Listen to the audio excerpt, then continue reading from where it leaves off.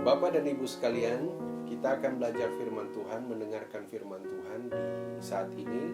Saya mengambilnya di dalam Yesaya pasalnya yang ke-40, ayat yang ke-30 sampai dengan ayat yang ke-31.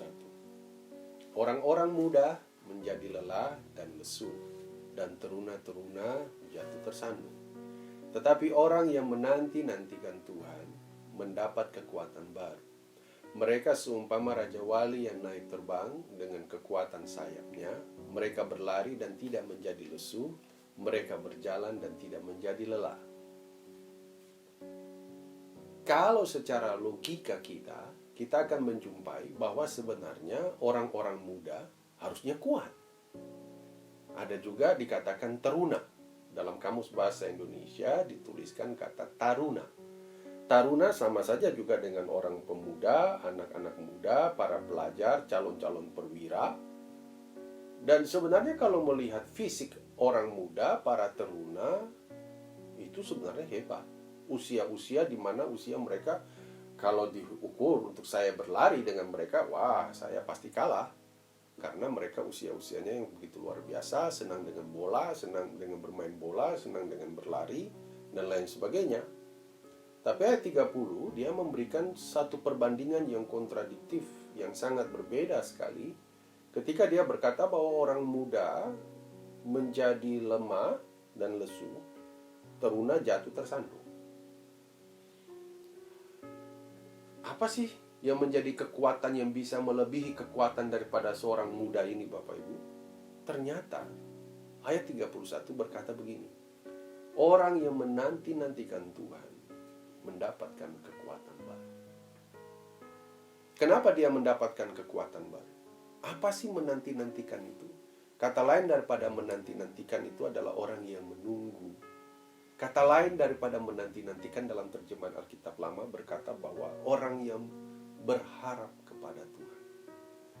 Kata menanti-nantikan sejujurnya adalah satu kata yang sangat orang hindari karena pekerjaan yang paling membosankan kata banyak orang adalah menunggu.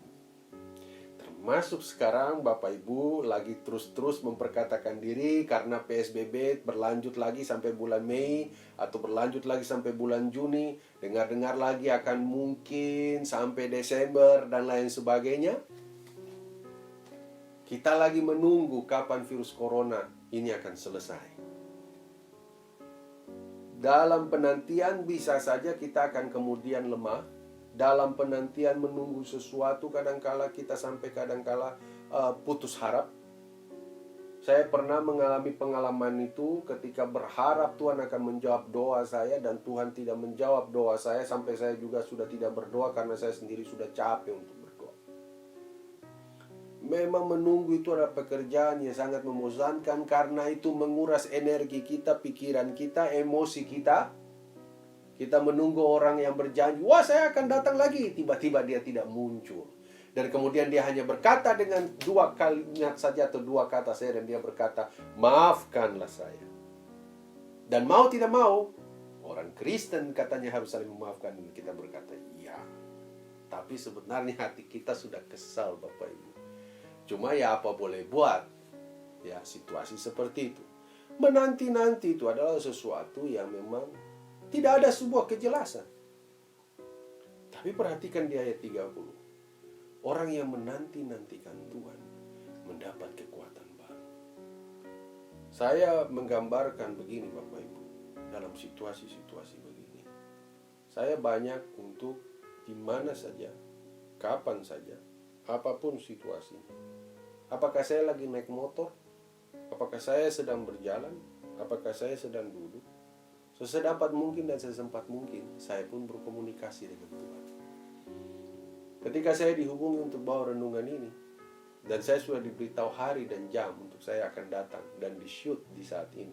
Dan Bapak Ibu perhatikan. Malam hari pun saya bisa bawa itu dalam masa petiduran saya. Untuk saya berkata, Tuhan, apa yang saya bawakan ayat ini?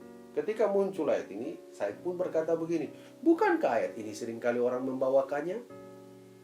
Tapi pasti ada satu versi yang berbeda, ada satu rema yang berbeda, ada satu kebenaran yang mendapatkan pencerahan yang baru bagi Bapak Ibu sekalian. Ternyata ketika menanti-nantikan Tuhan, dia akan mendapatkan kekuatan baru. Contoh kekuatan baru itu, Bapak Ibu, diumpamakan dengan burung Raja Wali. Naik terbang dengan kekuatan sayapnya. Kita sudah tahulah, bahkan sudah dibuat lagu lah tentang burung Raja Wali. Membawa Tuhan bawa kita naik terbang tinggi, melintasi badai kehidupan. Perhatikan Bapak Ibu, ketika ada badai, Raja Wali tidak panik. Dia tidak kepakan sayapnya lebih cepat daripada normalnya, tapi dia akan melintasi badai itu. Saya kalau kata menanti-nantikan itu berarti begini, dia yang berharap sama Tuhan, orang itu tidak akan menjadi panikan. Apa-apa jadi orang yang panik, enggak. Dia akan menjadi orang yang sangat tenang. Sekalipun mungkin dia lagi berpikir, waduh gimana nanti minggu depan, gimana tabungan makin menipis. Tapi dia masih tetap percaya kepada Tuhan, bahwa Tuhan sanggup untuk melakukannya. Kita akan lewati masa-masa itu. Kita akan lewati di mana kita sedang dibawa oleh Tuhan seperti burung Raja Wali. Bicara mengenai Raja Wali, ada beberapa contoh yang Tuhan sampaikan lewat firman Tuhan. Pengalaman yang paling indah ketika dia menuliskannya itu dan memberitahukan kepada Musa dalam Keluaran pasal 19 ayat yang keempat. Kamu sendiri telah melihat apa yang kulakukan kepada orang Mesir. Dan bagaimana, perhatikan, aku telah mendukung kamu di atas sayap Raja Wali dan membawa kamu kepadaku. Tuhan menaruhkan bangsa Israel, mendukung bangsa Israel di atas sayap Raja Wali. Dia bawa bangsa Israel ini ke rencana Tuhan yang besar untuk menyembah Allah yang hidup yang luar biasa. Bapak Ibu saudara-saudara sekalian, jangan putus harap, jangan putus asa. Nantikan Tuhan. Saya mau beritahu Bapak Ibu bahwa Tuhan tidak pernah terlambat. Tuhan tidak pernah cepat untuk menjawab doa kita. Dia selalu tepat pada waktunya.